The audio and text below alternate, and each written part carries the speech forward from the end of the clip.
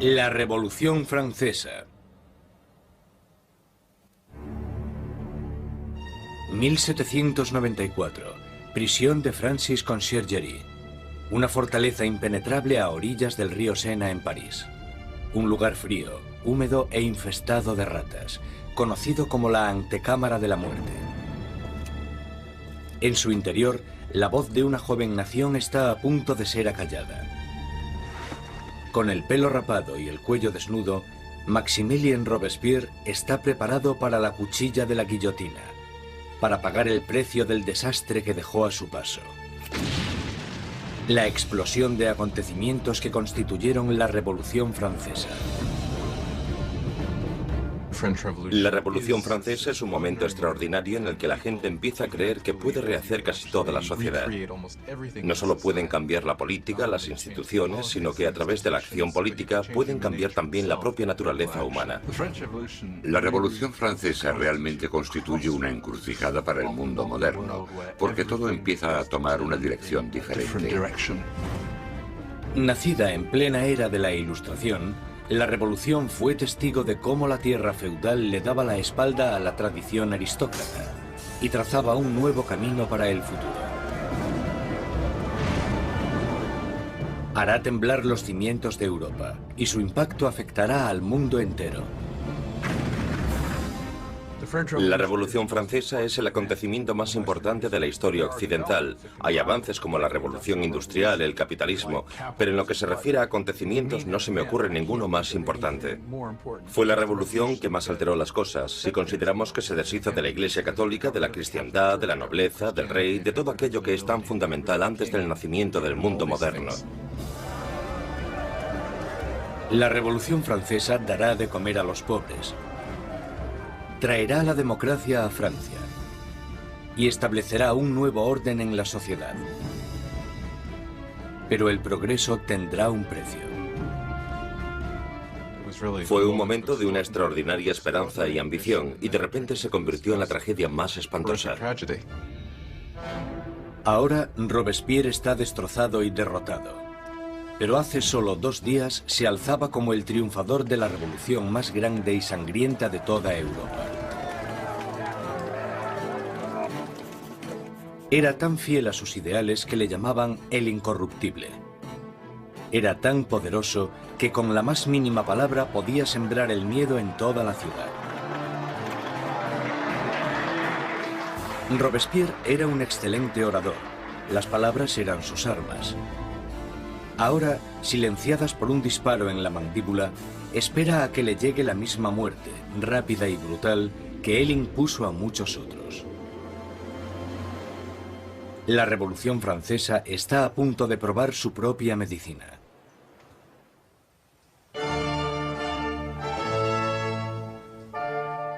En la primavera de 1770, nadie hubiese podido prever los turbulentos acontecimientos que estaban a punto de suceder.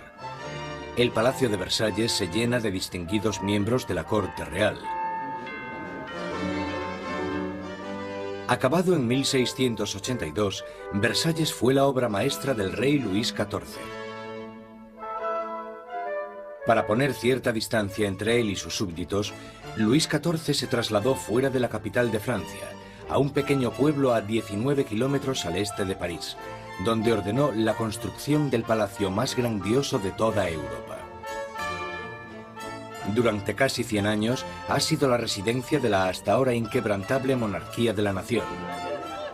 Y hoy es testigo de una boda muy importante.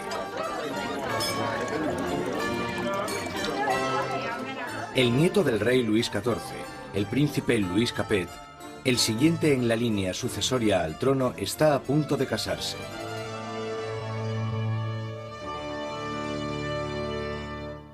En su noche de bodas, con tan solo 15 años, Louis Capet es un chico tímido e indeciso, y posee pocas de las características propias de un futuro rey, y mucho menos de un marido. Luis era regordete, tímido, un quinceañero totalmente incompetente con ningún tipo de distinción. La amante de Luis XVI, Madame Dubarry, le describía como un chico gordo y maleducado. Básicamente, era poca cosa. A Luis XVI le resultaba muy difícil tomar decisiones. Siempre la última persona con la que hablase podía hacerle cambiar de opinión. Estas no son las cualidades que tendría que tener un líder. El matrimonio de Luis es una unión política entre la familia real austríaca, los Habsburgos y su propia familia, los Borbones. La boda simboliza el fin de una antigua rivalidad y el principio del establecimiento de nuevos lazos regionales. La futura esposa llega a Francia, una inocente y guapa chiquilla de 14 años. María Antonieta. María Antonieta es archiduquesa de Austria. Es la hija pequeña de la emperatriz María Teresa. Llega a Francia como parte de un acuerdo matrimonial con el que se produce una alteración de las alianzas debido a que por primera vez en la historia Francia y Austria se convierten en aliados más que en enemigos. María Antonieta llega a Francia como un símbolo político. Pero como a toda adolescente, no le interesan los asuntos políticos. María Antonieta llega a Versalles siendo muy joven. No sabía mucho del país en el que estaba, no conocía sus costumbres y a la corte. Era una niña fuerte, muy vivaz, pero seguía siendo una niña. Cuando María Antonieta llega a Versalles, es solo una adolescente de 14 años, rubia con los ojos azules. Es guapa. Le gusta que la gente la considere atractiva y llega con la intención de conquistar a su marido y a su nueva familia.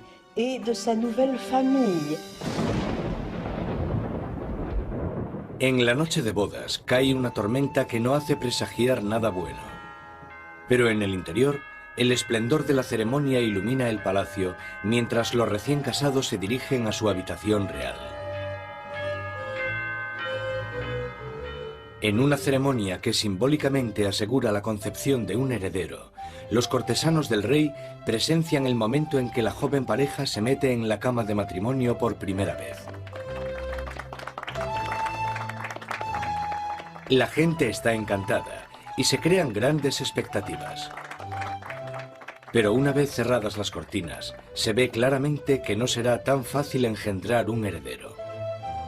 Luis no solo no estaba interesado en gobernar, Luis tampoco lo estaba en amar. Y las primeras noches no le hizo mucho caso a su mujer, ni por extensión a su matrimonio. Pasarán años antes de que se produzca la consumación del matrimonio.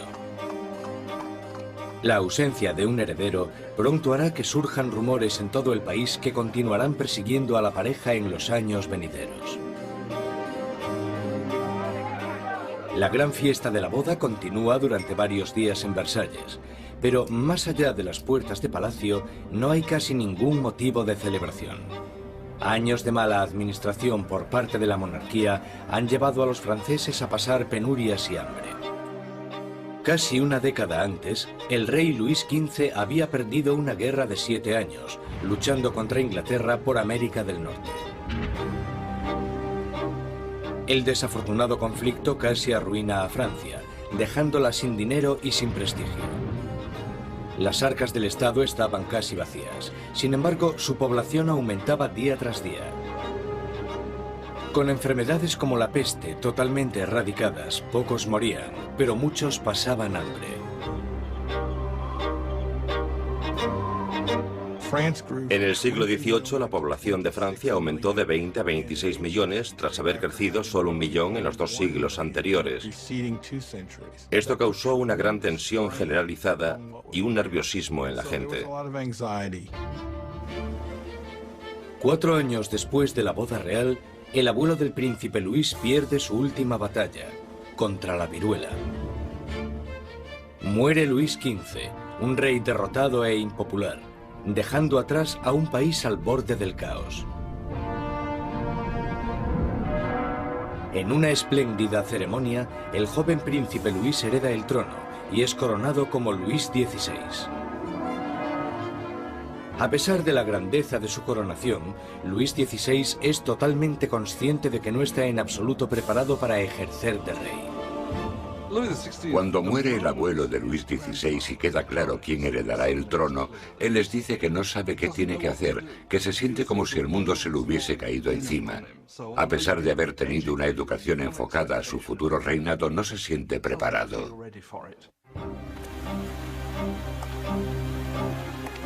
Con un reino en crisis, Luis XVI es el peor hombre para estar al mando. El rey de 20 años reza: protege, Señor, a aquellos que reinan demasiado jóvenes.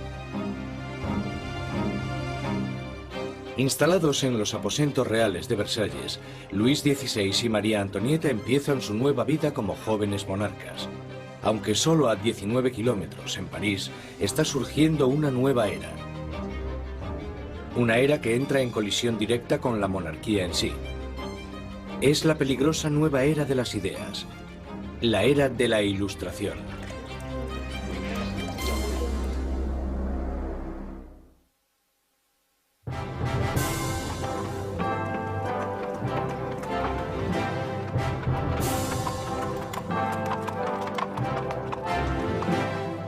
Mientras el carruaje real se va acercando al prestigioso colegio Louis le Grand en París, la gente se aglomera para echar un vistazo a la realeza. Es el momento de darle la bienvenida a París al nuevo rey, Luis XVI, y a su joven esposa.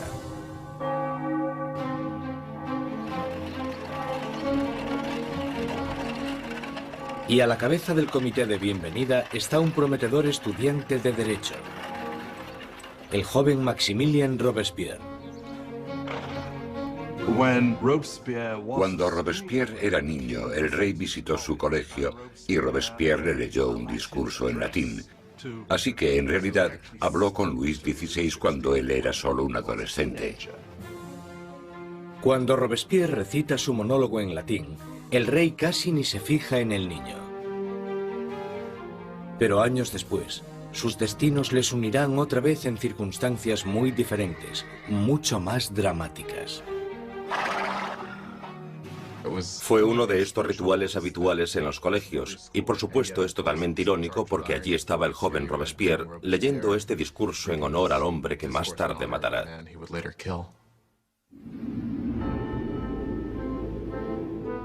Por ahora, su acogida es cariñosa y sus halagos sinceros. La visita de los monarcas puede que ganase los corazones de la gente, pero sus mentes se están inclinando cada vez más hacia una dirección totalmente diferente. Desde la Edad Media, la sociedad europea se había dividido en tres clases distintas, establecidas en el nacimiento.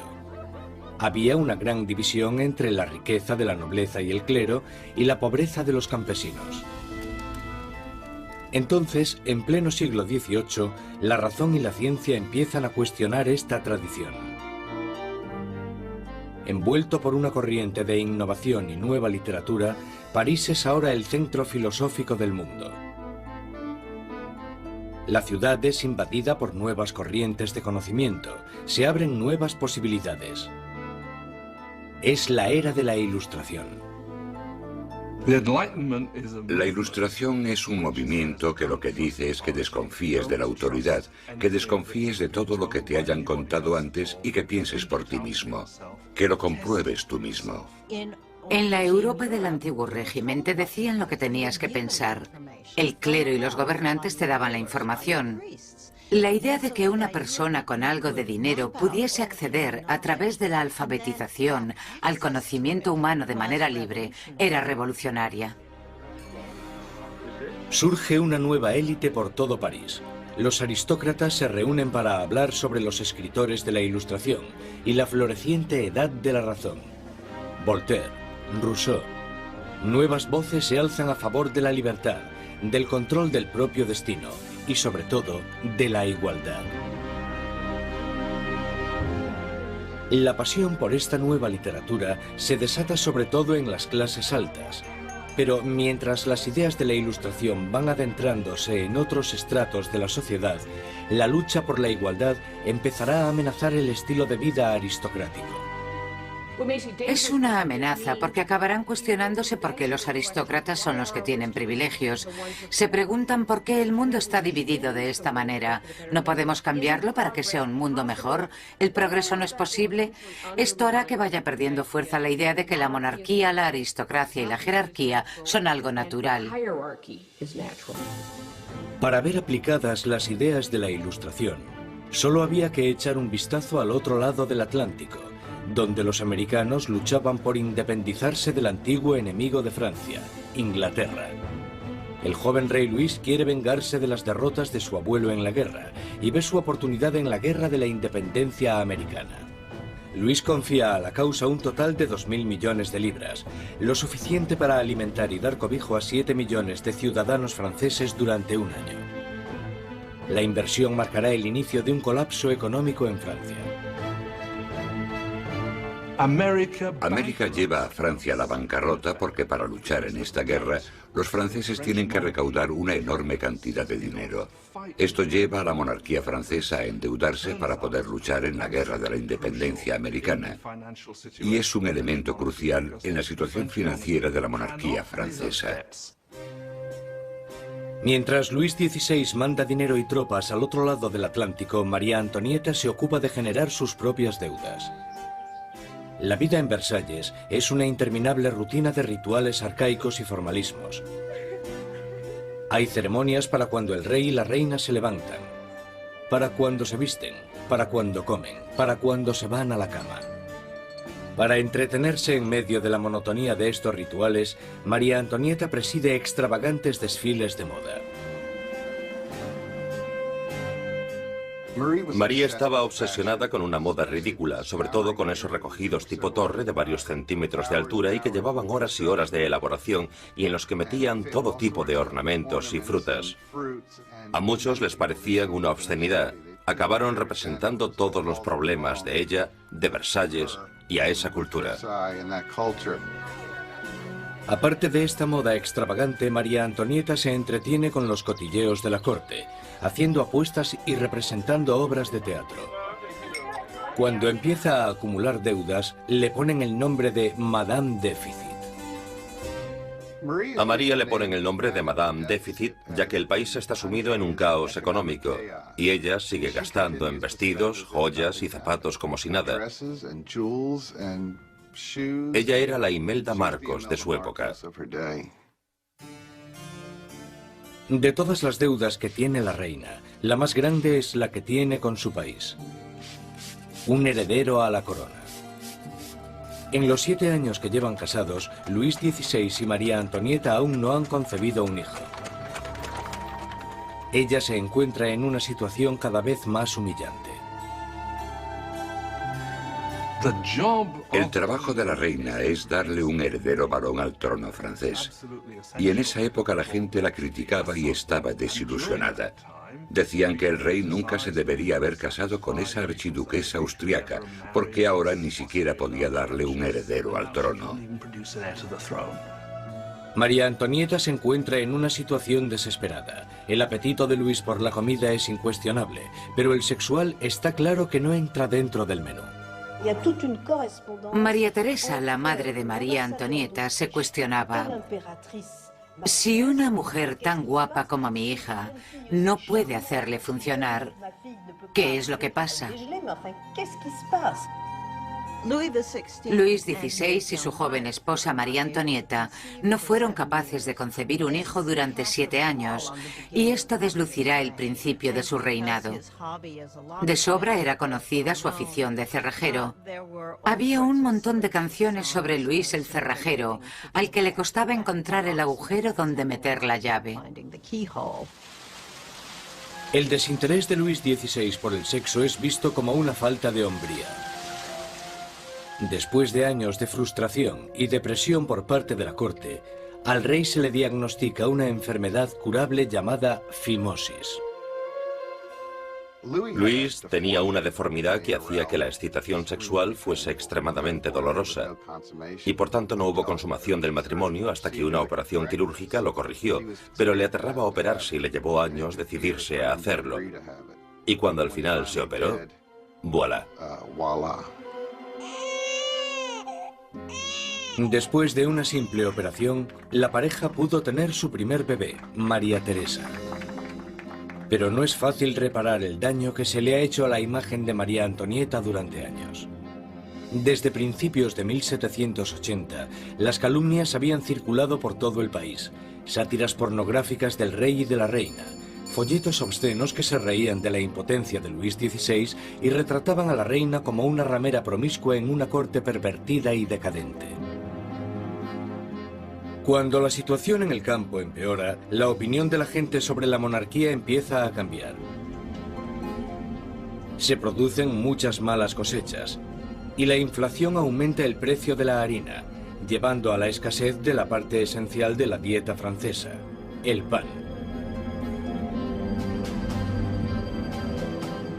Pero naturalmente estas privaciones acaban a las puertas de Versalles. Mientras los monarcas continúan viviendo en la extravagancia, las quejas se traspasan al papel. A la corte real se le acusa directamente. ¿Sabe por qué hay tanta gente necesitada? ¿Es acaso que su lujoso estilo de vida devora en un día lo que 1 millar de hombres necesitaría para subsistir? ¿Quién es el hombre que está detrás de estas acusaciones? El mismo joven que solo unos años antes felicitó al rey y a la reina por su coronación, Maximilien Robespierre. La gente pronto tendrá un portavoz que pedirá la libertad y la igualdad por la revolución.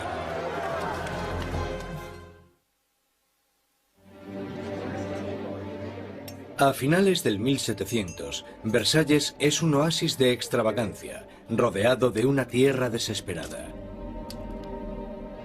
Y con un rey inseguro al mando, Francia está trazándose su camino al desastre.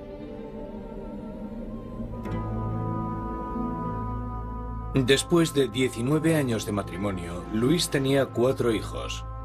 Aún así, como rey sigue siendo impotente. En un intento por demostrar su liderazgo, Luis se mete a hacer reformas financieras. Pero su equivocada manera de manejar las finanzas carga a los pobres con muchos impuestos, mientras la nobleza no paga casi nada. Con la economía por los suelos y la gente cada vez más inquieta, parece que incluso Dios está enfadado, golpeando a Francia con el invierno más frío de los últimos 90 años. Si alguna vez hubo intervención divina para empeorar la situación, seguro que fue en el verano de 1788 y la primavera de 1789. En el verano de 1788 había una creciente crisis política desarrollándose en un momento de seria escasez de comida. En 1788, para los franceses, la harina era la esencia de la vida. El pan, su medida de subsistencia. La mayoría de la gente en Francia comía casi 1 kilo de pan al día. El pan era esencial y su subida de precio la notó todo el mundo. Si el precio se doblaba, tenías problemas. Bajo la mala financiación de Luis XVI, el precio de la harina se disparó. Las escasas provisiones se estaban agotando y el precio de una rebanada de pan pronto igualó al sueldo de un mes. El hambre se convirtió en rabia. Surgen disturbios por toda Francia. Se atacan casas. Se roban panaderías. Y los panaderos, acusados de guardar pan, son linchados allí mismo.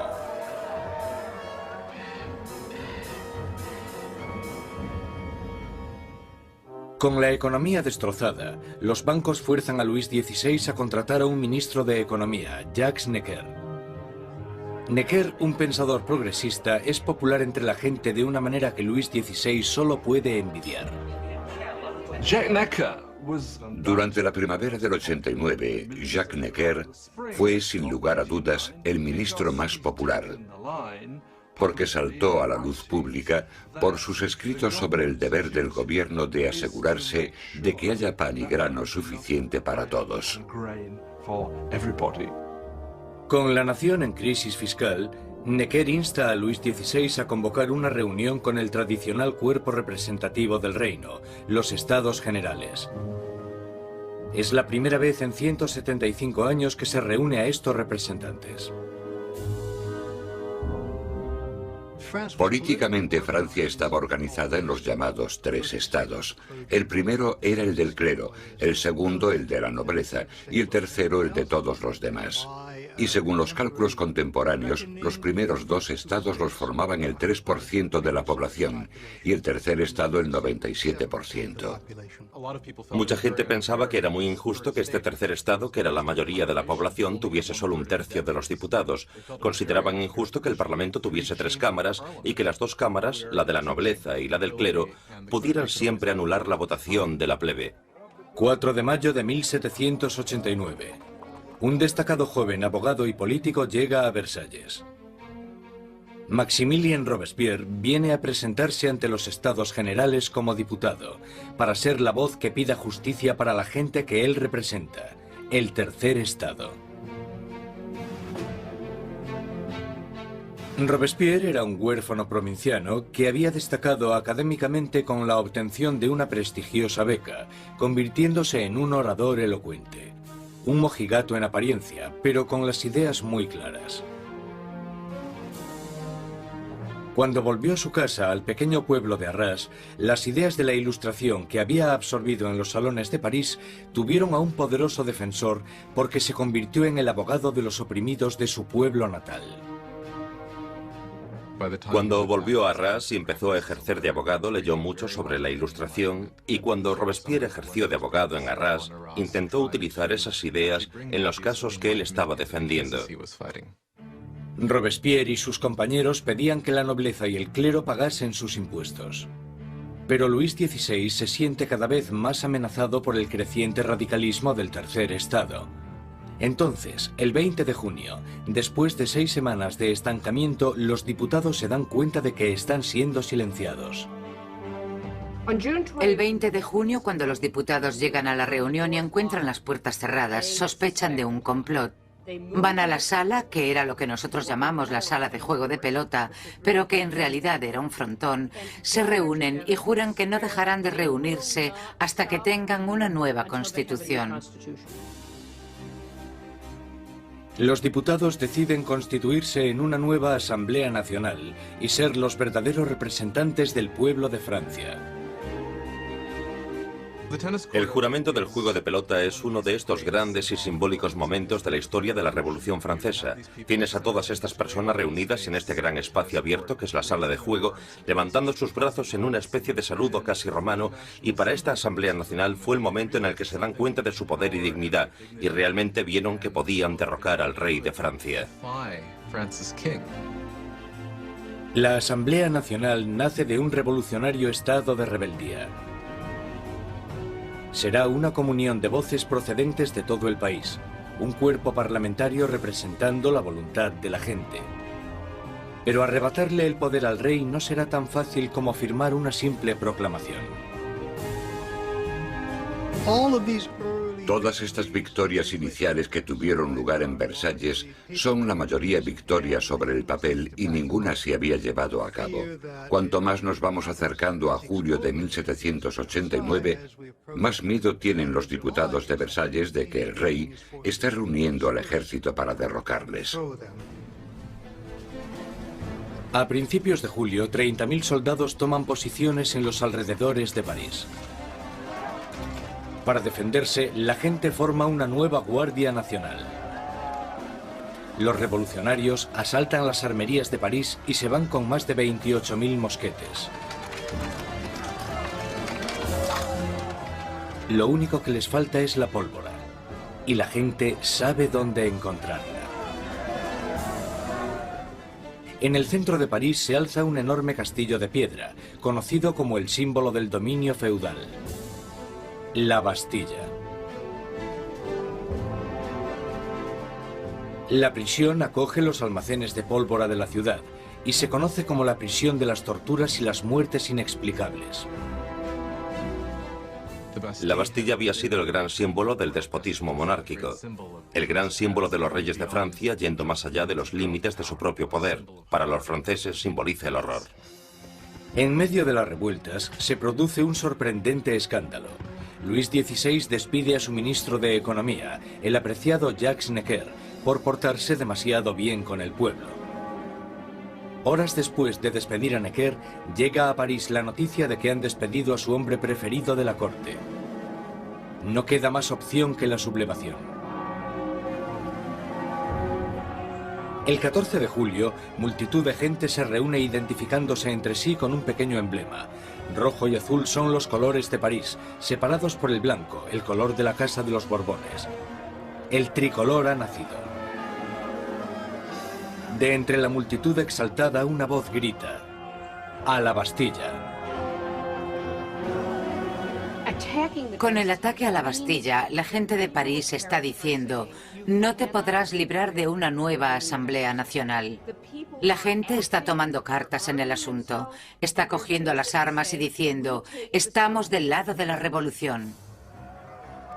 Cuando el director de la Bastilla, Bernard de Luynes, se entera de que una gran multitud se está aproximando a la prisión, intenta cerrarla. Monta una defensa desesperada, pero los revolucionarios asaltan la fortaleza y arremeten contra los guardas con cuchillos y lanzas. Finalmente, el director de Luynes se rinde, pero la multitud enfurecida le agarra arrastrándole por las calles, le abuchean, le dan patadas y le golpean hasta que grita: «¡Dejadme morir!». La multitud entusiasmada accede con mucho gusto a su petición. Le apuñalan, le disparan y nace una revolucionaria tradición. Su cabeza decapitada desfila por las calles clavada en una lanza. Los diputados de la Asamblea Nacional no condenan inmediatamente este acto de violencia. De hecho, lo aceptan. Y fue esta aceptación de la violencia política lo que, bajo el punto de vista de algunas personas, creó una forma de conducta que tendrá consecuencias catastróficas para el desarrollo de la revolución. Con el humo aún levantándose de la Bastilla, Luis XVI vuelve de su viaje de caza. Debajo de la fecha del 14 de julio de 1879 escribe: «Nada», refiriéndose a su desafortunada caza. Un asesor le interrumpe con las noticias de los disturbios y la caída de la Bastilla. Luis XVI le pregunta: ¿es una revuelta? «No, señor», responde. «Es una revolución».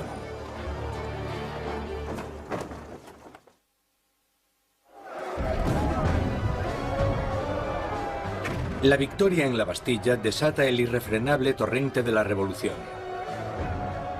La gente ha desafiado a su rey y ha ganado. No hay vuelta atrás.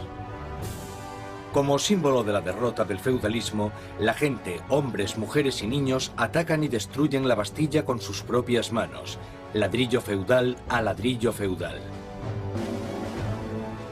Están empezando a desmantelar el pasado. Los franceses querían destrozar la Bastilla lo más rápido posible, pero no tenían la posibilidad de usar explosivos poderosos. Así que esto se hizo muy despacio, pero con un ímpetu tremendo. Se repartieron los ladrillos y se vendieron como símbolos de la demolición del despotismo. La energía en las calles da un nuevo ímpetu a la Asamblea Nacional. En pocos días se escribe una nueva constitución llamada la Declaración de los Derechos del Hombre y del Ciudadano. En este atrevido documento, las arcaicas distinciones de clases son abolidas y todos los hombres son considerados totalmente iguales. La Declaración de los Derechos del Hombre y del Ciudadano era una declaración promulgada por la Asamblea Nacional en la que se decía que la soberanía pertenecía al pueblo, a la nación. No se hace mención alguna al rey en todo este documento. Por tanto, con la presentación del mismo, la propia Asamblea estaba haciéndose con el poder. Con la nueva Asamblea Nacional como portavoz, los ciudadanos de Francia se dispusieron a cambiar toda la estructura de su sociedad. Exigían una monarquía constitucional, unos derechos iguales para todos los hombres y unas leyes razonables en las que basar la justicia. Para que se oyeran más las voces de la revolución, Robespierre exigió la libertad de prensa, que había sido censurada en el antiguo régimen.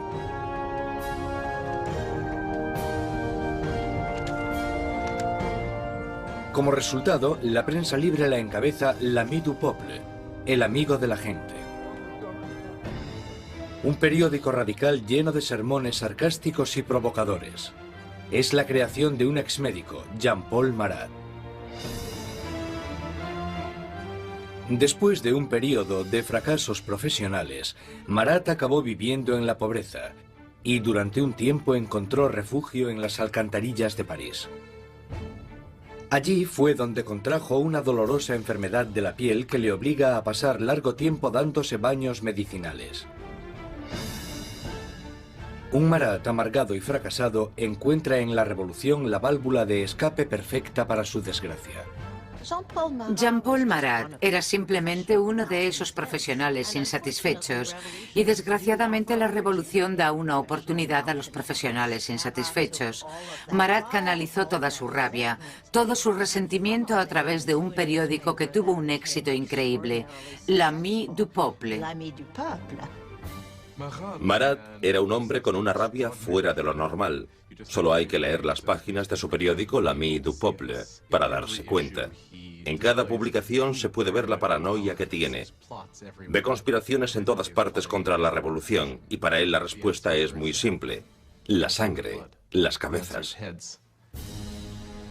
Marat aborrece la extravagancia de la monarquía en medio de la pobreza que domina Francia. Y solo necesita el rumor más insignificante para arremeter contra el rey y la reina en su periódico. El 2 de octubre de 1789 explota de rabia.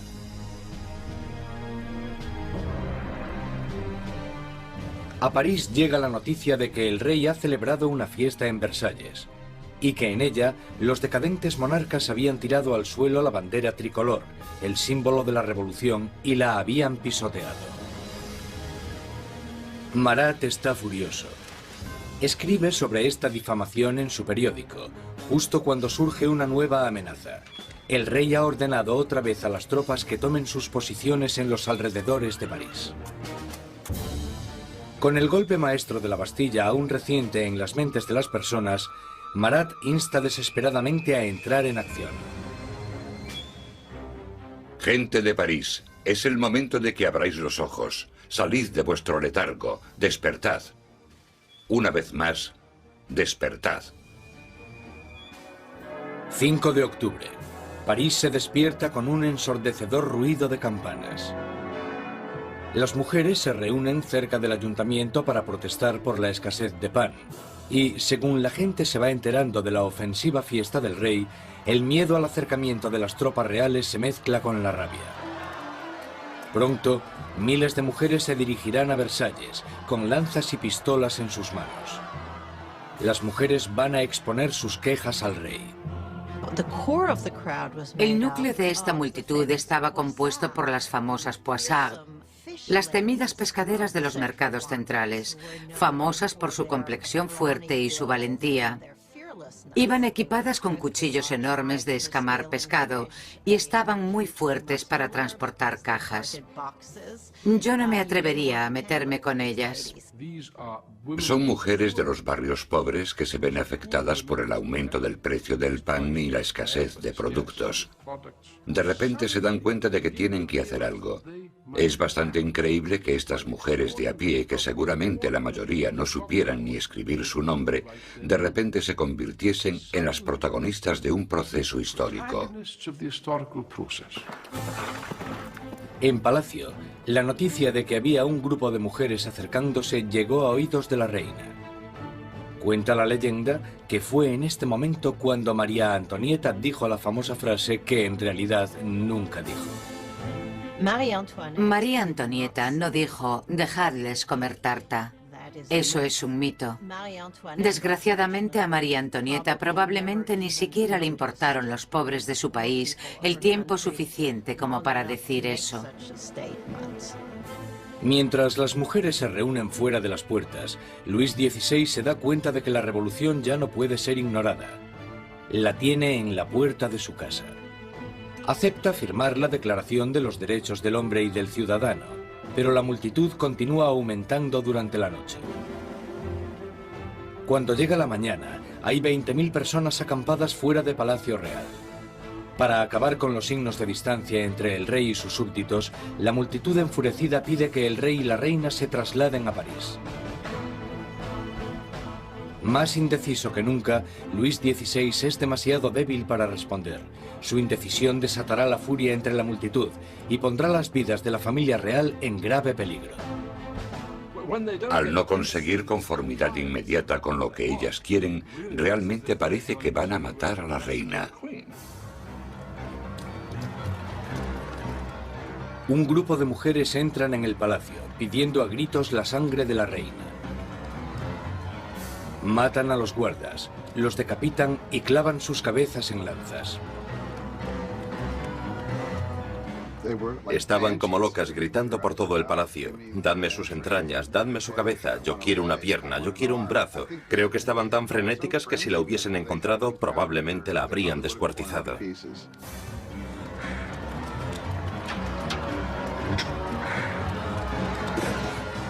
Temiendo por su vida, María escapa a los aposentos de Luis XVI solo unos minutos antes de que las mujeres entren en la habitación y hagan trizas su cama.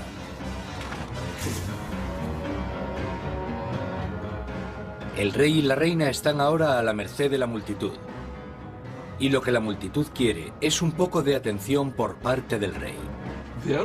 La única forma de que las mujeres se calmen es que la familia real acepte ir a París, porque creen que una vez que estén allí, entonces pueden obligarles a hacer lo que la gente de París quiera. 60.000 personas inician la marcha, llevándose de Versalles carros y carretas de harina de la despensa real. El carruaje real es escoltado todo el camino hasta París. El rey y la reina son obligados a ir a París con las cabezas de los guardas que habían sido masacrados en el castillo.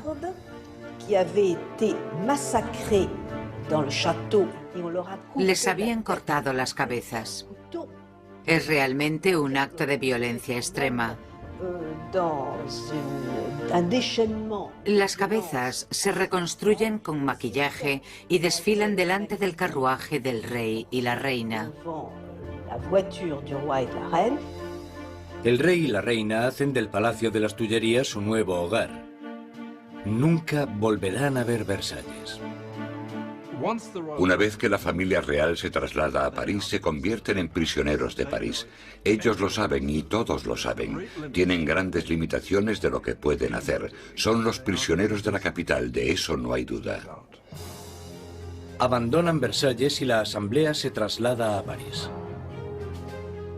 El poder está ahora en manos de la gente.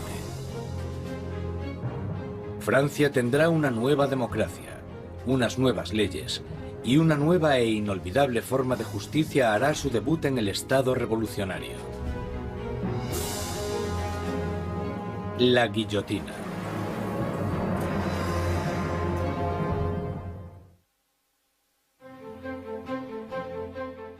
Mayo de 1791. Han pasado ya casi 2 años desde que la familia real y la Asamblea Nacional se trasladaron a París.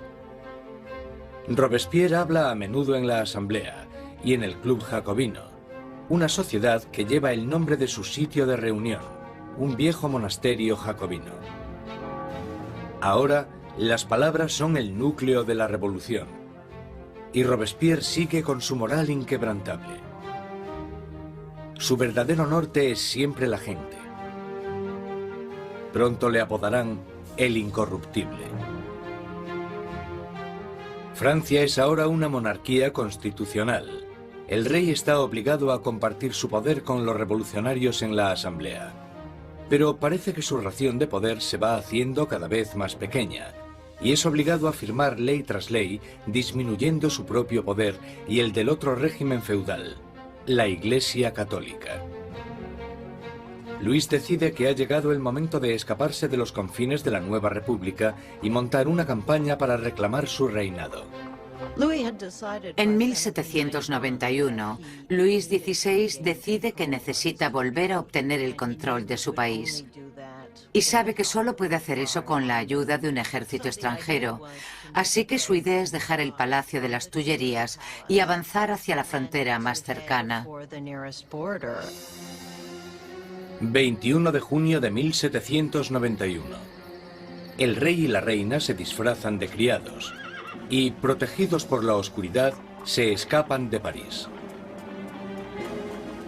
Inician una carrera hacia la libertad.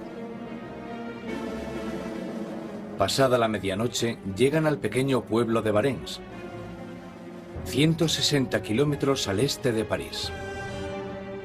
Están cerca de la frontera con Austria, la salvación solo a unos pocos kilómetros de distancia, pero su intento de fuga no irá más allá.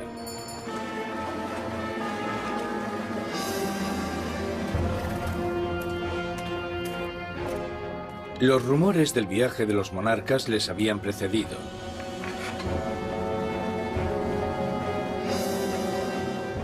Un oficial del pueblo para el carruaje y les pide los pasaportes.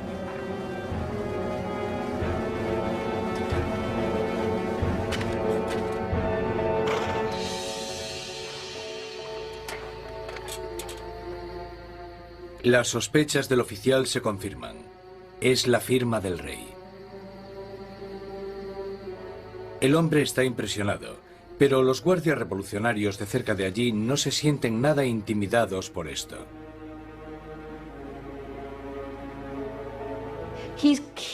Él espera todo el tiempo que la gente le reconozca y que se produzca una rebelión a su favor, y para su horror y sorpresa, no se alegran de verle. Ven que está intentando escapar y lo que pasa es que le arrestan y se lo llevan de vuelta. La idea de que el monarca había intentado abandonar a su pueblo era psicológicamente catastrófica. El acontecimiento realmente rompió el lazo que unía a Luis XVI con sus súbditos. Ahora no solo tenían un rey superficial, sino que tenían un rey que obviamente también era un traidor. Con los enemigos oficiales de la familia real en el poder, este pasa de Luis XVI, ahora un rey prisionero, a los revolucionarios de la Asamblea. Al mando del gobierno revolucionario está Robespierre. Él brilla en lo alto del podio, dictando órdenes de todo tipo. Exige el sufragio universal y el fin de la esclavitud en las Antillas francesas. Pide incluso con más pasión la erradicación de la pena de muerte. En la nueva era de la Ilustración, Robespierre quiere deshacerse de todos los restos del pasado medieval. Europa ha heredado un macabro repertorio de métodos de ejecución de la Alta Edad Media. Muertes crueles y tortuosas, a base de arrastrar, descuartizar, colgar, ahorcar y quemar en la hoguera. Bajo el antiguo régimen había toda una colección de truculentos castigos. La decapitación estaba reservada para la nobleza, y algo que la revolución quería desde el principio era que todo el mundo tuviese una muerte igual. Querían simbólicamente que todos pudiesen tener el mismo castigo. A pesar de la oposición de Robespierre, una nueva máquina de matar toma protagonismo en París. El inventor y físico Joseph Ignace Guillotin diseña una nueva máquina de decapitación, convirtiendo la antigua decapitación en una experiencia humanitaria.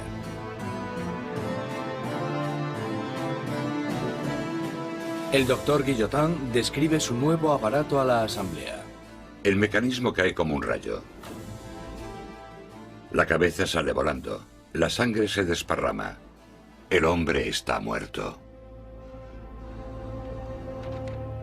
El mayor defensor del derramamiento de sangre, el periodista Marat, publica un artículo entusiasta en su periódico anunciando el nuevo nombre del aparato: guillotina. Pronto se conocerá con otro nombre: la Cuchilla Nacional. Los revolucionarios franceses creían en los valores humanos. Creían que no se debía causar un sufrimiento innecesario. Y lo que les gusta de la guillotina es que es rápida y eficiente. Y parece ser que, a pesar de que nadie haya regresado para contarlo, es indolora. La guillotina silenciará a los enemigos internos de la revolución, a cualquiera que sea sospechoso de planear el regreso del rey al trono. Pero son los enemigos de alrededor de Francia los que más preocupan a la Asamblea. Hay un miedo creciente de que los miembros de la familia real que huyeron a Austria inicien una contrarrevolución armada.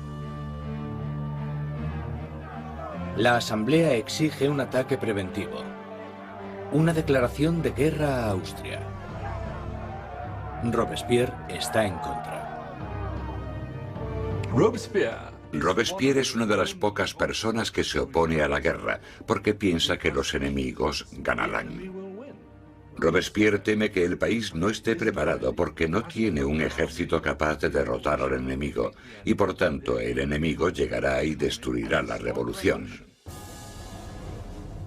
Robespierre no consigue convencerlos. En abril de 1792, la Asamblea declara la guerra a Austria, el país gobernado por la propia familia de María Antonieta. Surge un sentimiento nacionalista. Si Austria derrota al ejército revolucionario, Luis XVI sin duda reclamará su trono. Y se sospecha que María Antonieta está ayudando al enemigo mediante el envío de cartas a sus familiares en Austria, en las que se les pasa los movimientos de las tropas francesas para que obtengan ventaja. Todo esto mientras el rey y la reina simulan su apoyo a la revolución. Luis XVI y María Antonieta están jugando a dos bandos. Muchas veces simulan estar a favor de la revolución, pero a la vez conspiran contra ella. Están intentando sobrevivir. Se podría entender como que son supervivientes, pero bajo el punto de vista revolucionario, son unos mentirosos.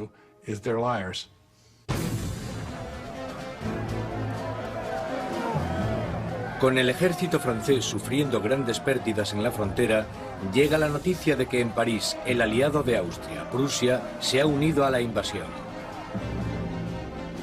Las tropas están bajo el mando del duque de Brunswick, un general prusiano. La tensión invade las calles de París. Y entonces los periódicos publican una carta del duque de Brunswick, un manifiesto en el que se amenaza con destruir París si se le hace daño a sus majestades el rey y la reina. Una amenaza equivocada que fracasa totalmente. 10 de agosto de 1792.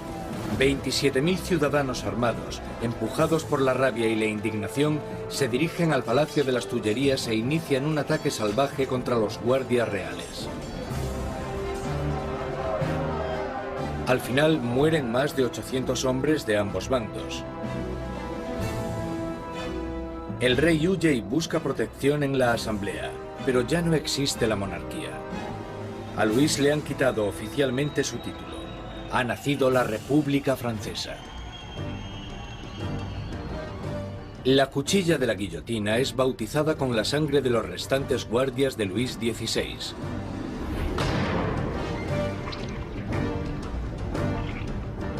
Y Robespierre, en su día un incondicional opositor de la pena de muerte, ha cambiado de opinión. El nacimiento de una nueva república solo puede iniciarse con la muerte de un rey.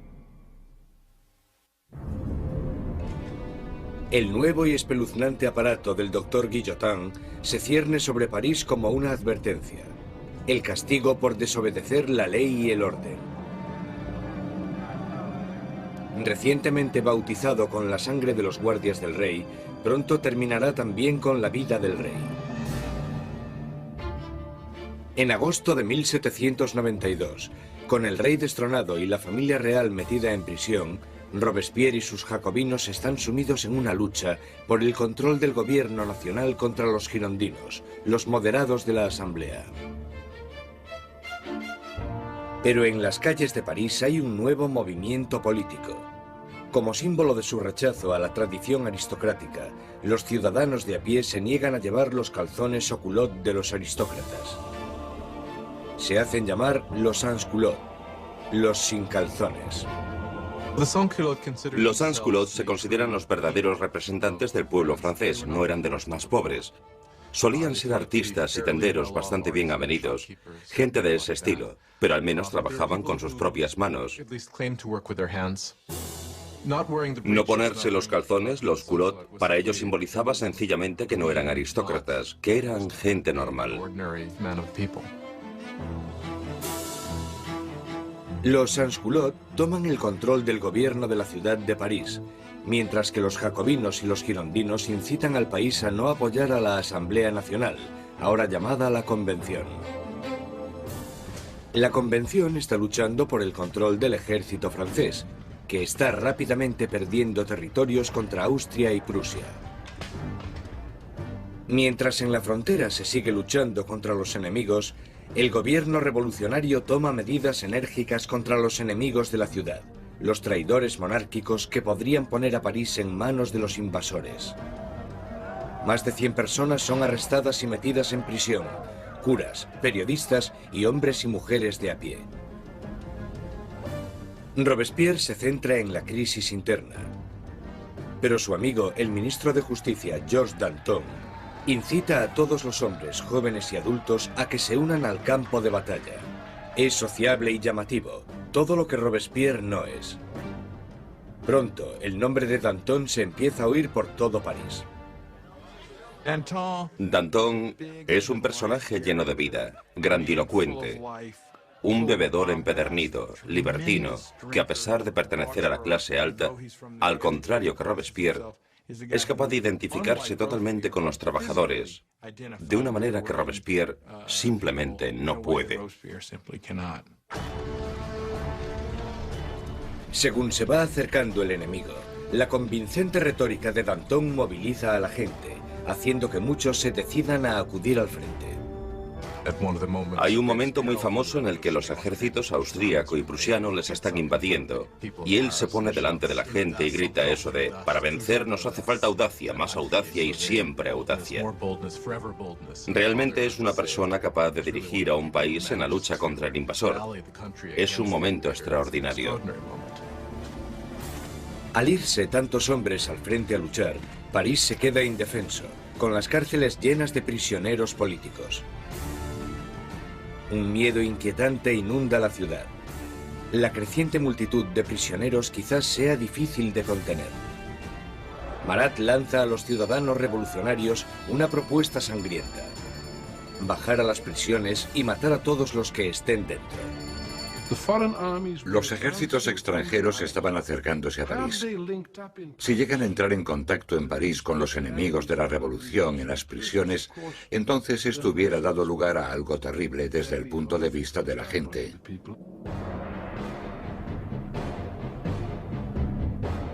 En la primera semana de septiembre llegan malas noticias del frente. Prusia ha tomado Verdun, una ciudad en el camino de París. Ahora el enemigo está solo a unos kilómetros de distancia. El miedo que asolaba París explota. Los sans-culottes entran en las prisiones e inician un violento ataque contra los presos de la ciudad. No dejarán vivo a ningún traidor. Los sans-culottes entraron en las prisiones, sobre todo aquellas donde estaban encerrados los curas refractarios, donde estaban los nobles y donde estaban los presos políticos, y empezaron a llevar a cabo sus propios juicios improvisados, que eran muy cortos, y la mayoría de las veces acababan en muerte.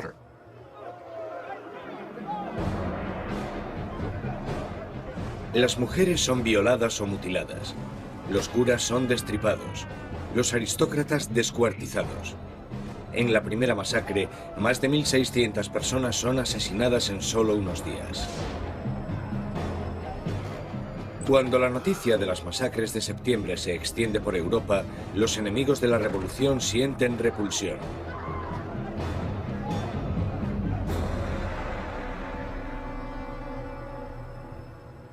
Al otro lado del Canal de la Mancha, el London Times publica su repugna.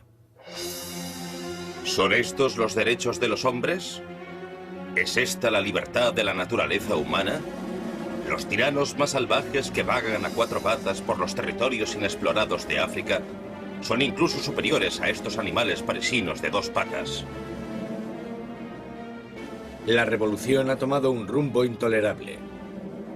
Incluso Robespierre se da cuenta de que las cosas han ido demasiado lejos, que la gente no puede dirigir sola la revolución. Necesitan a alguien que les guíe. Una mano de hierro. Gracias al poder de sus palabras, el incorruptible salta a la palestra como el hombre que puede guiar a la revolución. Robespierre, que anteriormente había apoyado la monarquía constitucional, ahora cree que ya no hay sitio para un rey. Se toma una decisión trascendental. Francia llevará a juicio a su propio monarca.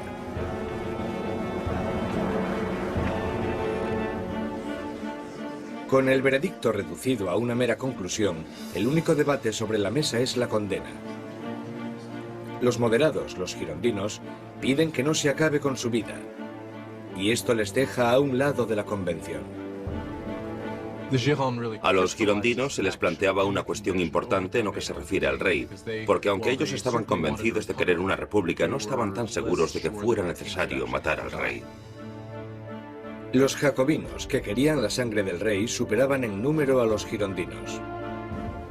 ¿Por qué los jacobinos querían matar al rey? Yo creo que porque, como muy bien dijo Robespierre, para que la revolución pueda vivir hay que matar al rey. Si está bien que haya un rey, entonces algo va mal en la revolución. En todos los sistemas que existen, solo hay un castigo para la traición, y ese es la muerte. Por tanto, en ese sentido, si el rey es culpable de traicionar a su país en tiempos de guerra, entonces la conclusión es que debe sufrir la muerte de un traidor. El 20 de enero de 1793, Luis XVI es declarado culpable. Se dicta sentencia. El rey debe morir.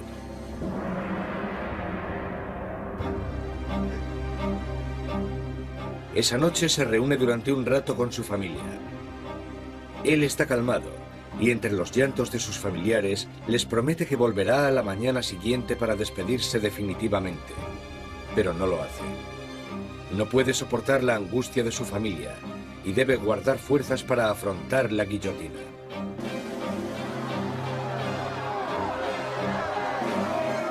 A la mañana siguiente, un carruaje lleva a Luis XVI al patíbulo. Estoicamente camina hacia la guillotina.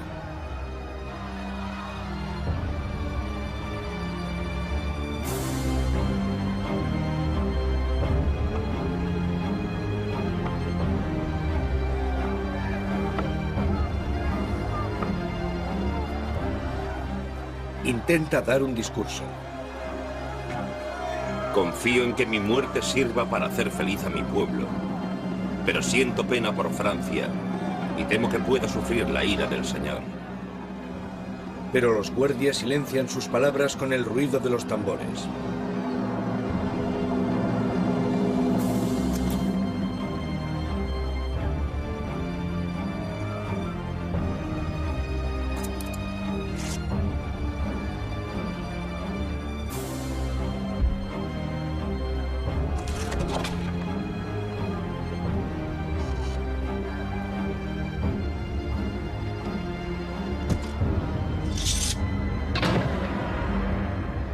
A las 10:22 de la mañana se acaba con la vida del hombre que fue rey de Francia. Desde la prisión del templo, María Antonieta oye los disparos de los cañones, anunciando la muerte de su marido. Se desploma del disgusto.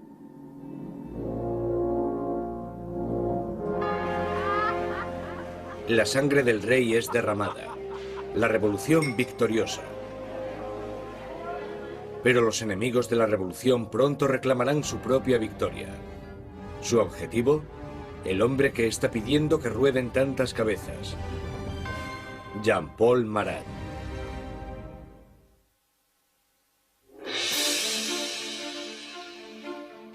La ejecución del rey Luis XVI marca la victoria definitiva para los revolucionarios.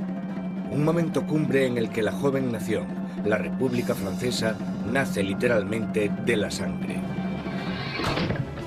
A finales de 1792, los radicales jacobinos, por miedo a que la nueva revolución corra peligro de ser saboteada por los traidores, deciden utilizar medios cada vez más violentos. Pero los girondinos, que representan a los campesinos franceses, quieren frenar la creciente violencia por miedo a que desencadene una guerra civil. Su mayor oponente, Jean-Paul Marat, responde a los girondinos con furiosas palabras en su periódico, publicando los nombres de aquellos que él cree que están conspirando contra la revolución. Marat, que anteriormente había exigido la ejecución de 200 personas, ahora pide la de más de 200.000. Cuando observas el periodismo de Marat, te das cuenta de que tiene un principio básico que es el de ser más radical que nadie y exigir que se mate a la gente. Si observas el periodismo de Marat, todo el rato dice, con solo cortar unas cuantas cabezas todo irá bien. Y cuando las cosas no van bien, si cortas unas cuantas cabezas más, todo irá bien. De repente, los parisinos empiezan a matar a gente y Marat es el primero que quiere llevarse el mérito por eso. Pero el movimiento radical no ha llegado a todas partes. La gente de las afueras de París está furiosa con la creciente brutalidad de los jacobinos y piden que pare el derramamiento de sangre. Este mensaje llega a oídos de la encantadora Charlotte Corday, una chica provinciana sencilla pero a la vez segura de sí misma. Charlotte Corday es una mujer corriente de la ciudad de Caen que está horrorizada por las muertes que están sucediendo y quizás con razón considera que Marat es el principal responsable de todo esto. Él ha jugado un papel decisivo en el radicalismo de la revolución. La gente seguía pidiendo que rodasen cabezas. 13 de julio de 1793. Charlotte Corday llega a París. Sabe que el amigo del pueblo tiene una política de puertas abiertas y que a Marat se le puede encontrar en su casa a cualquier hora, dándose baños medicinales. Corday le visita con la excusa de que tiene una lista de traidores, de aquellos que están colaborando con los enemigos extranjeros para acabar con la revolución. Marat le pide la lista, prometiendo a Corday que los traidores serán guillotinados al día siguiente. Y cuando se la da, coge una daga, un pequeño puñal, y se lo clava en el pecho.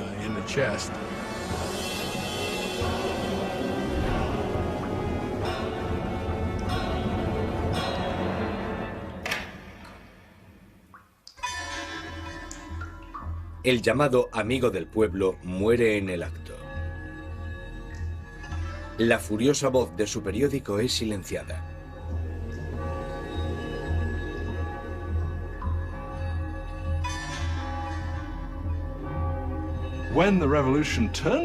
Cuando la revolución se convierte en un baño de sangre, es muy fácil echarle la culpa a él y por supuesto eso fue lo que hicieron los que le odiaban o le temían. Y esa es una de las razones por las que Charlotte Corday lo asesina en 1793, porque cree que él es el responsable de muchas de las sangrientas atrocidades que han ocurrido. Corday no intenta escapar. En el juicio, declara que no está arrepentida.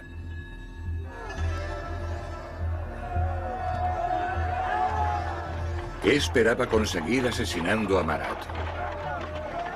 La paz. Ahora que está muerto, volverá la paz a mi país.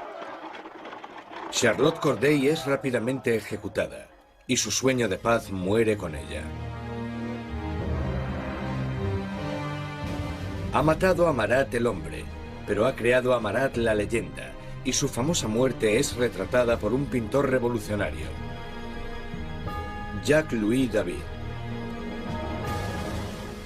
Se convirtió en un mártir. Se convirtió en algo casi como una figura religiosa. Había gente que incluso le rezaba, decían corazón de Jesús, corazón de Marat. En su funeral llegaron a hacer cosas como coger el baño donde le habían matado y ponerlo en el altar casi como si fuera una especie de crucifijo. Si te fijas en el cuadro de David de la muerte de Marat, el cuerpo de Marat está colocado exactamente igual que el cuerpo de Jesús en las representaciones clásicas de la piedad, el descenso de la cruz. Así que, claramente, se está asociando a Marat con Cristo. Y Marat representa una nueva especie de Dios en la República Radical.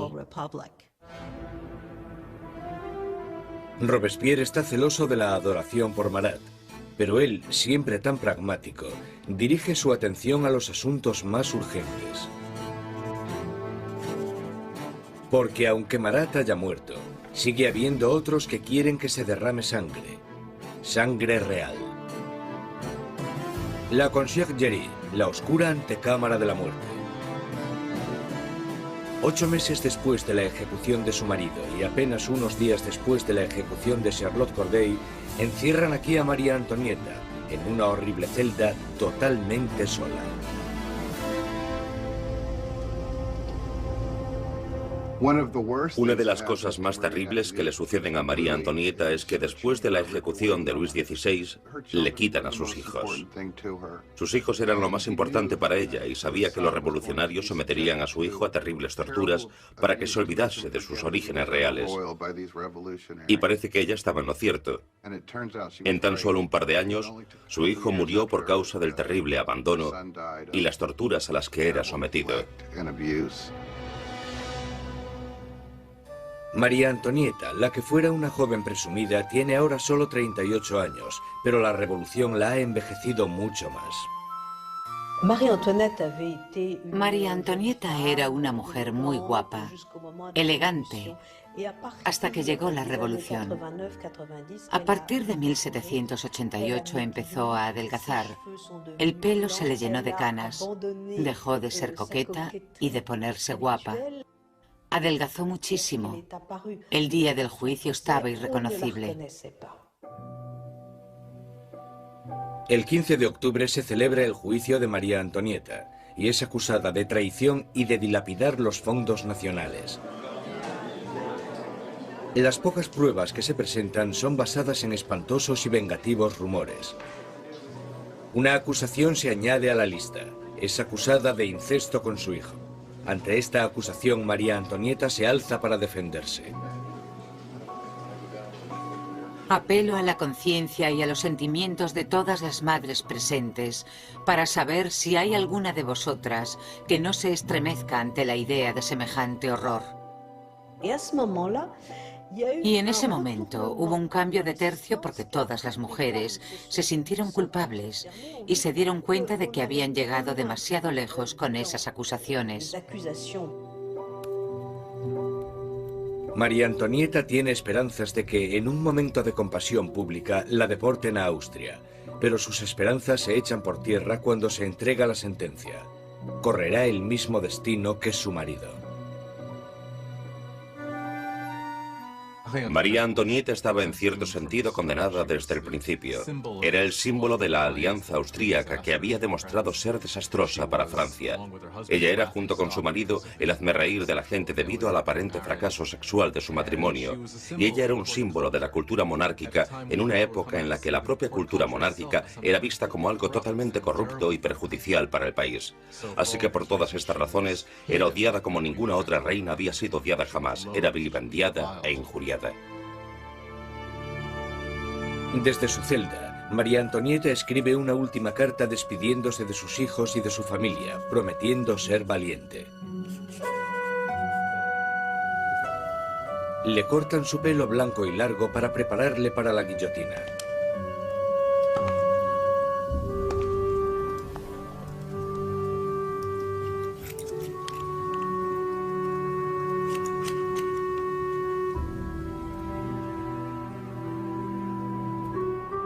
Le atan las manos con firmeza. Mientras es escoltada para salir de la prisión, tiene la esperanza de que llegue un carruaje. En vez de eso, es una carreta, la carreta donde van los criminales comunes. Ella esperaba que cuando la llevasen al patíbulo recibiría el mismo tratamiento que recibió el rey, lo que suponía subir en un carruaje cerrado para que la multitud no pudiese llegar hasta ella. Pero la pusieron en una carreta abierta y la gente le gritaba todo tipo de cosas, cosas horribles, terribles amenazas. Apenas la sombra de la soberana que fue, María Antonieta mantiene su dignidad de reina mientras desfila por las calles de París.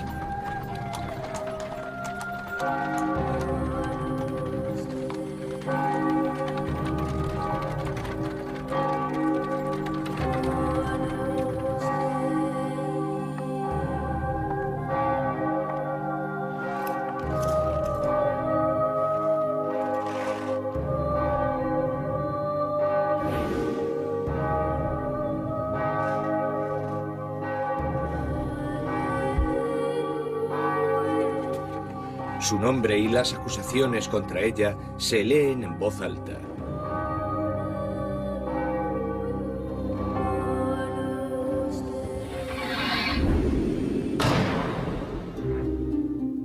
La última reina de Francia ha muerto. Varios días después, tras incontables ejecuciones, un miembro de la Convención Nacional comenta lo absurdas que son estas masacres, y sus aliados, uno detrás de otro, son guillotinados. Él dijo, la revolución es como Saturno, devora a sus propios hijos. Danton le contesta, las revoluciones, amigo mío, no son un camino de rosas. El derramamiento de sangre solo acaba de empezar.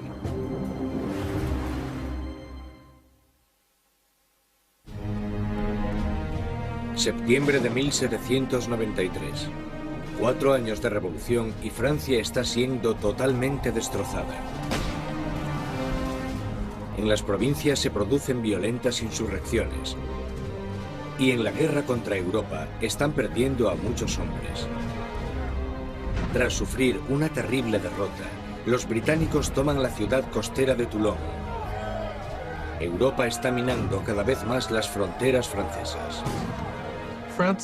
Francia es el país más grande y más poblado de Europa Occidental y tiene un gran poder militar.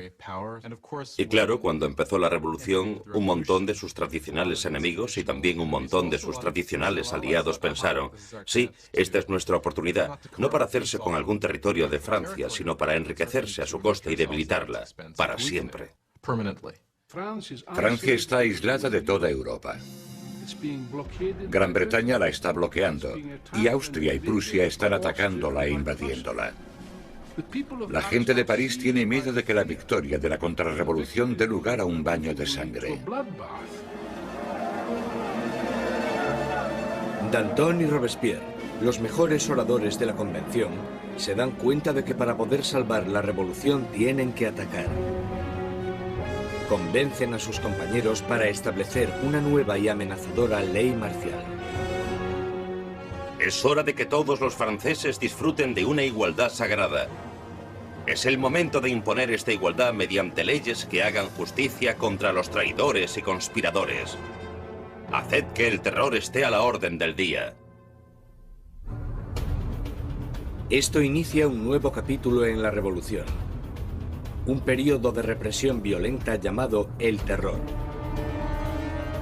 En un increíble cambio de tercio, los revolucionarios suspenden la nueva constitución y todos los derechos que garantizaban.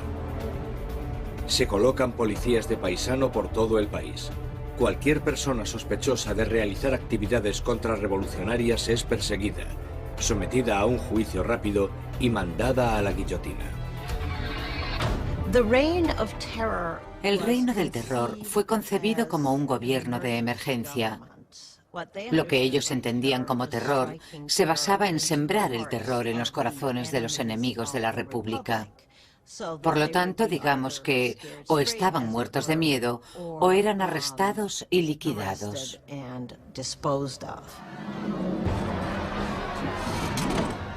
La más mínima sospecha podía mandar a cualquiera al patíbulo.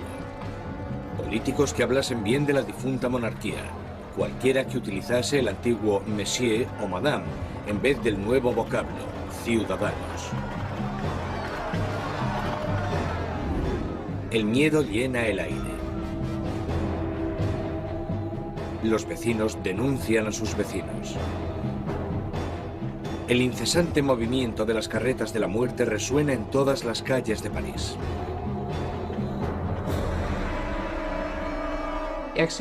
La gente está totalmente pendiente de las ejecuciones. Saben que en París hay policías de paisano, bastantes policías de paisano por todas partes, de pie en la cola del pan, escuchando lo que las mujeres dicen y arrestándolas si no les gusta lo que oyen. Podían arrestarte por quejarte por lo caro que estaba el pan. Podían arrestarte incluso por no estar demasiado contenta con el curso que tomaban las cosas y con el éxito de la revolución, así que en realidad casi todo lo que comentaras podía traerte problemas. La Asamblea constituye un tribunal revolucionario, acelerando los juicios y las ejecuciones con una eficacia implacable. Para consolidar el poder, forman un consejo de 12 hombres y lo denominan el Comité de Seguridad Pública. A la larga, el poder tuvo que ser delegado en un grupo más pequeño, que se convirtió en el Comité de la Seguridad Pública. Al final eran 12 personas que gobernaban Francia como una dictadura colectiva.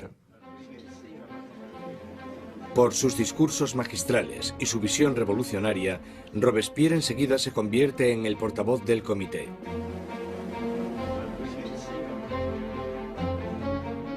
Y su voz está pidiendo que se derrame más sangre. Una de las ironías de la vida política de Robespierre es que desde el principio él estaba totalmente en contra de la pena de muerte. Y por supuesto se tendrá que comer sus propias palabras cuando más tarde se convierta en un defensor acérrimo del terror y la guillotina.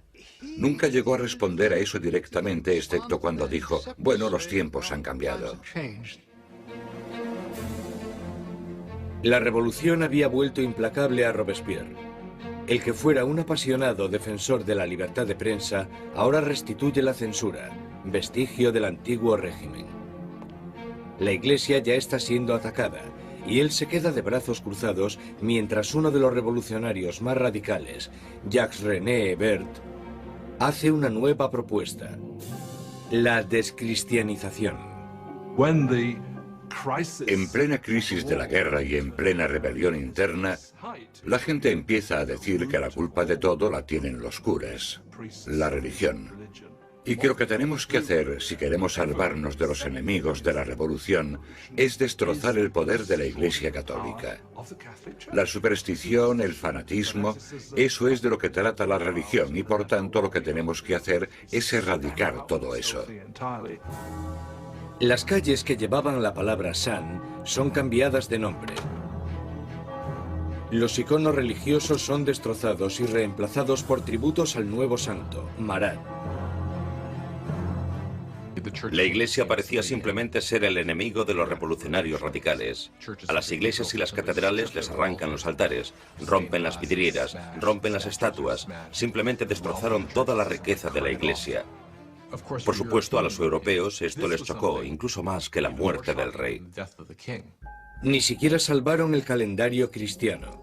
Los años ya no son numerados a partir del nacimiento de Cristo, sino a partir de septiembre de 1792, el año del derrocamiento de la monarquía. Ahora es el año 1. A los meses se les da un nuevo nombre según las estaciones. Julio se convierte en Termidor, abril en Floreal. Los meses duran 3 semanas, cada una de 10 días de duración.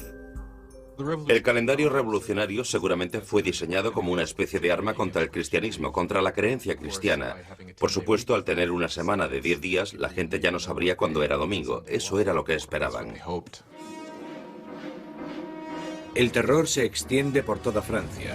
Se condenan las insurrecciones con una sanguinaria e implacable crueldad. En la ciudad de Lyon, donde los contrarrevolucionarios están ganando terreno, el Comité de Seguridad Pública sienta un ejemplo brutal. Cientos de rebeldes son atados, llevados a campos y acribillados en masa.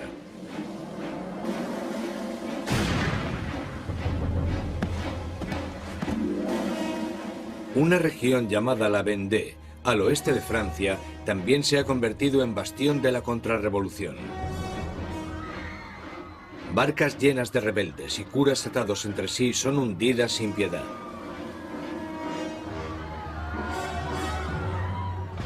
Más de 100.000 personas son asesinadas solo en la zona de la Vendée.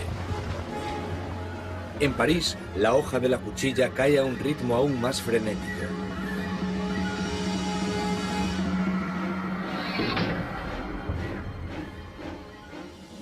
Pero los ejércitos franceses están finalmente obteniendo victorias en la frontera.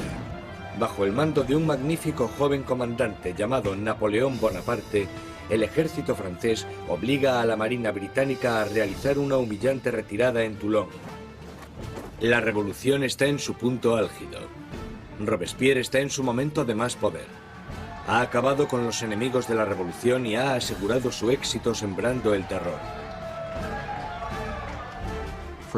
Durante un tiempo, el terror fue un mecanismo muy efectivo para conseguir la unión del país, la unión del gobierno, y para luchar en lo que fue, después de todo, una guerra en varios frentes, en el frente este, en el frente norte, contra enemigos externos. Una guerra civil en la zona de la Vendée, que fue la más sangrienta de todas, y también una guerra civil contra los girondinos y otros revolucionarios en contra del gobierno. El terror había alcanzado sus objetivos. Pero no se para ahí, y no parará, hasta que destruya al hombre que lo sembró. Maximilien Robespierre.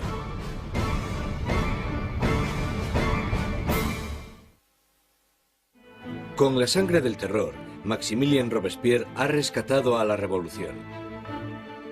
Un enérgico ejército está defendiéndose contra los ataques en la frontera, pero las dificultades internas aún no se han sofocado. En la cima del éxito, Robespierre sueña con un reto aún más grande.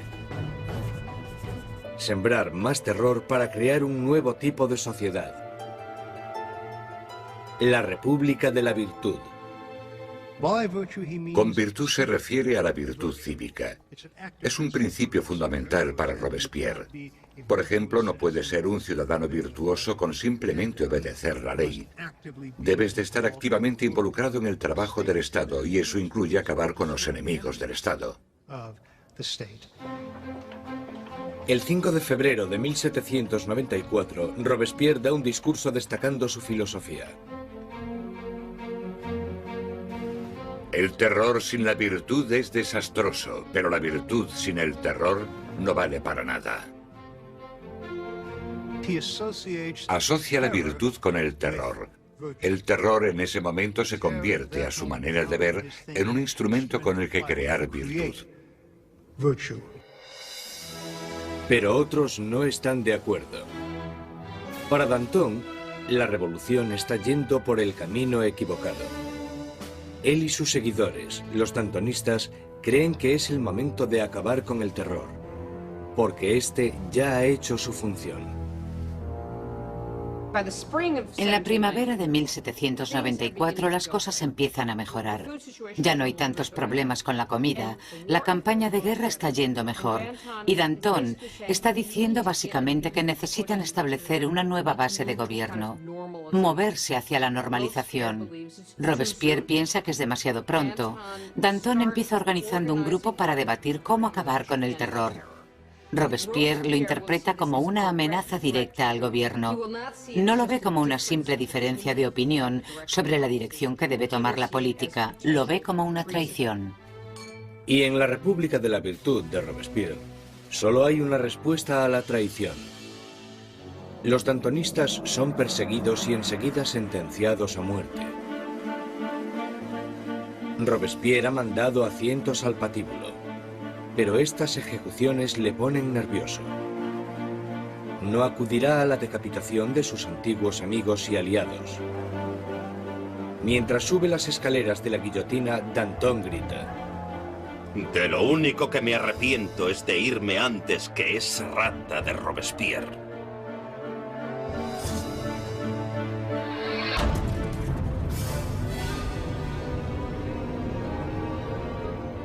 Con los dantonistas fuera de su camino, Robespierre inicia en Francia un período aún más sangriento y terrorífico. El Gran Terror. El Gran Terror es el nombre de la última fase del terror que duró desde la primavera hasta el verano de 1794. En este periodo, el ritmo de las ejecuciones empieza a aumentar de verdad, con lo que se desata el miedo, principalmente en París, aunque en todo el país empieza a aumentar de manera exponencial. Se calcula que al mes en París se realizaban 800 ejecuciones, y al final del periodo incluso más.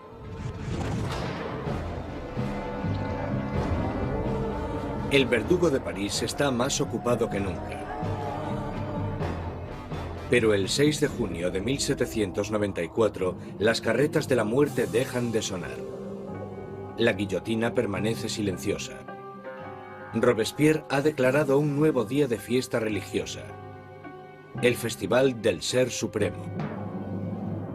Quiere reemplazar al viejo dios católico por uno nuevo, la diosa de la razón. Dicen que Robespierre nunca apoyó las políticas ateas. Él pensaba que la gente necesitaba creer en una divinidad y ayudó a introducir este culto que se llamaba el culto al Ser Supremo.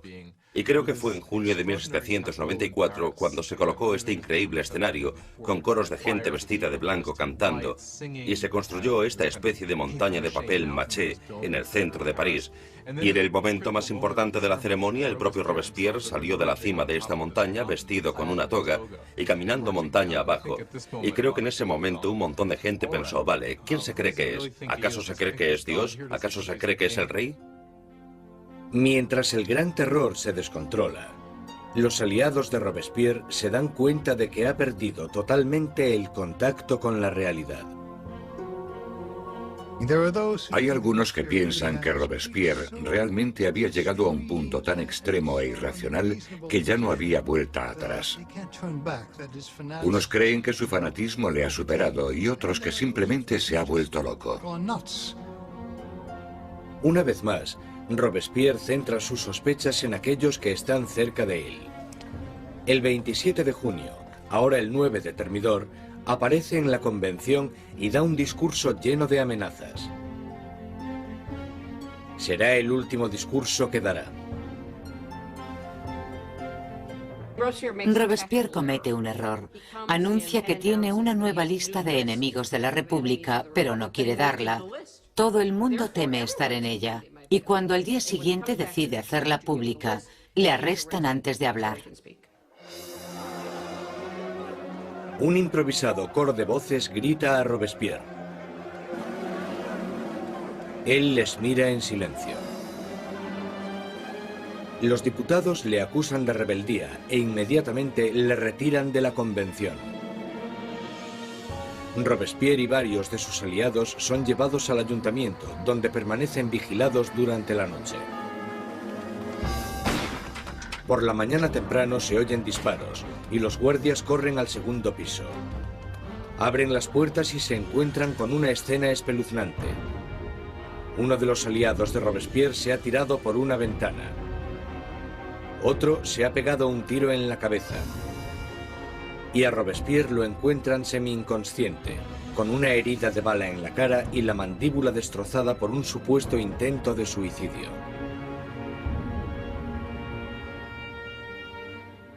Robespierre pasa sus últimas horas de vida en la mesa del Comité de Seguridad Pública, en la misma sala desde donde había conducido el terror hasta su espantoso y sangriento final.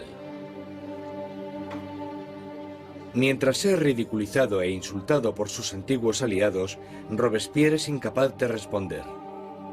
El gran maestro de la oratoria ha sido acallado.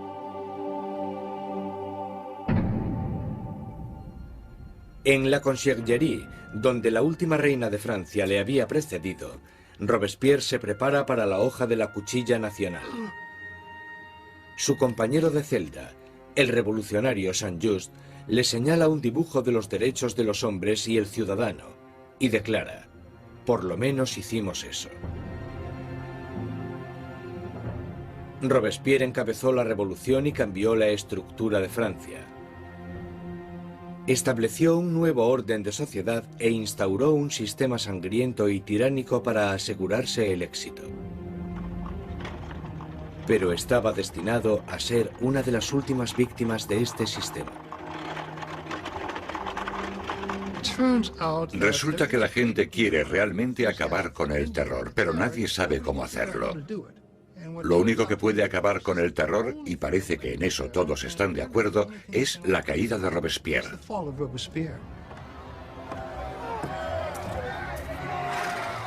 El 27 de julio de 1794, la guillotina acaba con el incorruptible. Y la última sangre del terror es derramada. El terror muere con Robespierre, pero la revolución no. Los derechos del hombre, la democracia, la nueva república. Los logros de la revolución sobrevivirán más que cualquiera de los propios revolucionarios. Francia entrará en un periodo de incertidumbre, paralizada por el miedo a otro terror, o incluso algo peor: la vuelta a la pasada monarquía opresiva. Pasarán 5 años de estancamiento, hasta que, una vez más, el poder se consolide en manos de un único hombre, Napoleón Bonaparte. Los historiadores no se ponen de acuerdo sobre cuándo terminó la revolución. Algunos creen que terminó con la subida al poder de Napoleón. Otros mantienen que la revolución continuó hasta el siglo XIX e incluso más allá. La Revolución Francesa es un momento en el que la gente toma por primera vez las riendas de su propio destino.